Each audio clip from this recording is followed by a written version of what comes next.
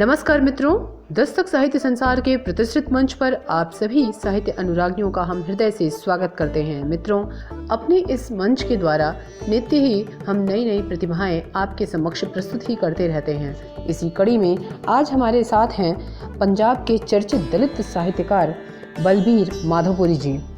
चर्चित दलित साहित्यकार बलबीर माधोपुरी जी का जन्म 24 जुलाई 1955 को पंजाब प्रांत के जिला जलंधर माधोपुर ग्राम में हुआ। इनका प्रारंभिक जीवन अत्यंत निर्धन दलित परिवार में बीता। यह बाल मजदूरी करते हुए भी शिक्षा प्राप्त करते रहे और इन्होंने पंजाबी भाषा में परास्नातक की शिक्षा प्राप्त की। भारतीय सूचना मंत्रालय दिल्ली में उप निदेशक पद से यह सेवा मुक्त हुए हैं। इन्होंने 14 पुस्तकें लिखी हैं।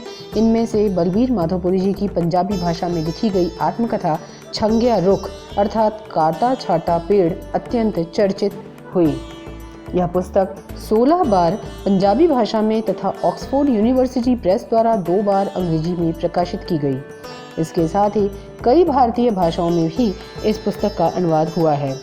पंजाबी अकादमी दिल्ली से इन्हें लाइफ टाइम अचीवमेंट अवार्ड मिला है और साथ ही भारतीय साहित्य अकादमी से सर्वश्रेष्ठ अनुवादक पुरस्कार और अभी हाल में ही दाहन अंतर्राष्ट्रीय पुरस्कार प्राप्त हुआ है।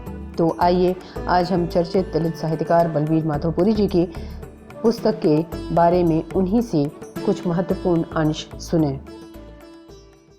नमस्कार दोस्तों, मैं बलबीर माधोपुरी आज दस्तक साहित्य संसार के चैनल पे आया। चैनल का धन्यवाद। और मैं बात करना चाहता हूँ कि अपनी किताब के बारे में। उसका नाम है छंगिया रुख। छंगिया रुख का मतलब है कांटा छांटा पेड़। और ये किताब लिखने की मेरे मन में बात जो 38 की उम्र में आई कि मेरे को लगने लगा कि मैं शायद जल्दी इस संसार से विदा हो जाऊंगा। पता नहीं क्यों आया, लेकिन ये मैंने 42 साल की उम्र में सारे कंप्लीट कर ली थी। लेकिन जब मेरी 45 साल की उम्र हुई तो इसको तब छपी थी। जी पंजाबी में ये किताब 16 बार छप चुकी है और इस वक्त ये इसके ट्रांसलेशन जो हुआ तकरीबन 10 लैंग्वेज में हो चुके हैं। हिंदी में, अपने रशियन में, पोलिश में, उर्दू, शाहमुखी और कई जो लैंग्वेज हैं। तो इसकी चर्चा जो विश्व पद्धर पे है, क्योंकि ऑक्सफोर्ड यूनिवर्सिटी प्रेस ने इसको 2010 में पहली बार छापा था। उसके बाद 2019 में ये किताब दोबारा छपी।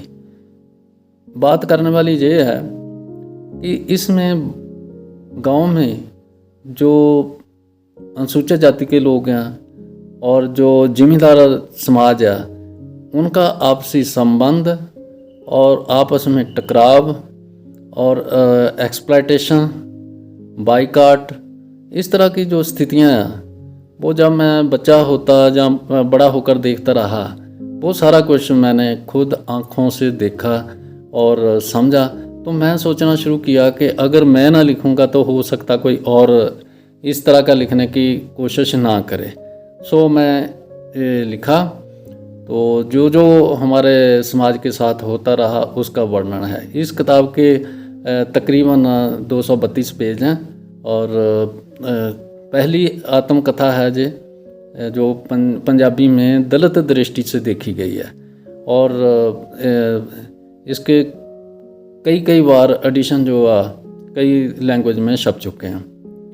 दूसरा, इसकी प्रासंगिकता की बात जो हम करते हैं कि आज क्या प्रासंगिकता है, वो ये मसले अभी हल हमारे देश में, हमारे समाज में तकरीबन इसकी समस्या सॉल्व तो हो रही है। जिस दृष्टि से हम देखते हैं कि जल्दी से जल्दी ये सारा कुछ हो जाए, तो एजुकेशन की वजह से हमारे लोगों में बड़े अफसर बनना, ये प्रक्रिया जारी है।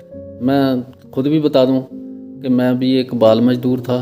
उसके बाद मैंने बड़े होकर मजदूरी करता रहा और एग्रीकल्चर में भी, कंस्ट्रक्शन के काम में भी। जैसे कैसे कपड़े भी नहीं थे मेरे पास, तो मैं तो अपने बड़े भाई जो ताऊ के लड़के थे उनके पहन के कॉलेज में भी चले जाता था।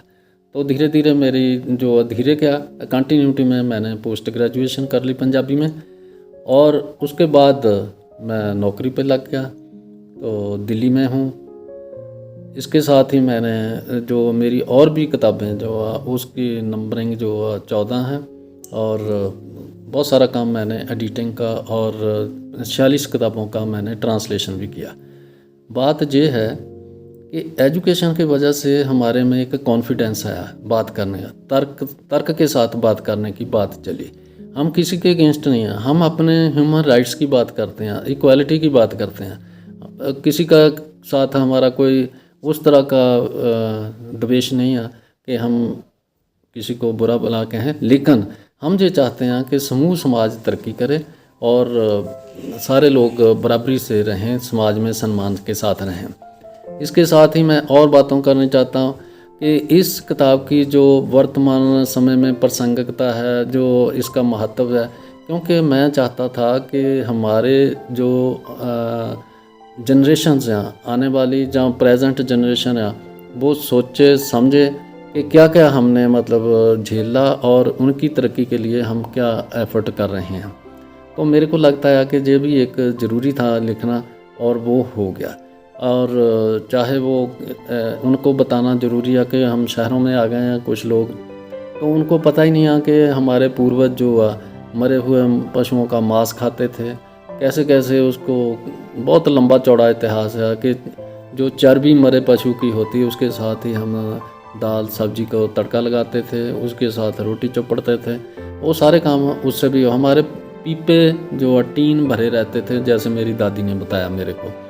तो उसके बाद ये सारा कुछ पढ़ाई लिखाई और सारी बातें जो होती रही है। हमारे तो पेड़ पौधे दोस्त मित्र सारे हैं। मैं ये चाहता हूँ कि जो समाज समूह समाज को ऑक्सीजन दे रहा, इसका नाम भी मैं इसीलिए रखा कि उसी पेड़ को काट रहे हो जिसकी साए में बैठे हो।